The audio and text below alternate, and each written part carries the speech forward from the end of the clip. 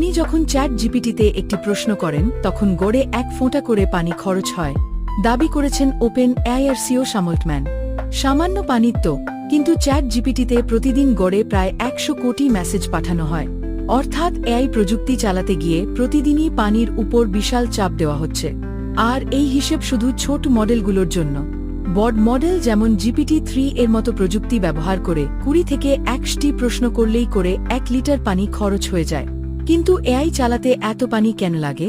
প্রতিটি প্রশ্নের উত্তর দেওয়ার জন্য এআই এর জটিল কম্পিউটার প্রসেসিং এর প্রয়োজন হয়। বিশাল ডেটা সেন্টারে শক্তিশালী ও উচ্চ ক্ষমতা সম্পন্ন কম্পিউটার চিপের মাধ্যমে এই প্রক্রিয়া সম্পন্ন হয়।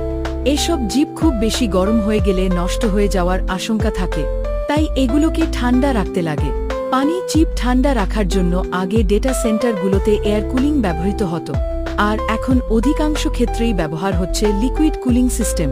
এর জন্য পরিষ্কার পানি ব্যবহার করা হয় যাতে ব্যাকটেরিয়া জন্মতে না পারে।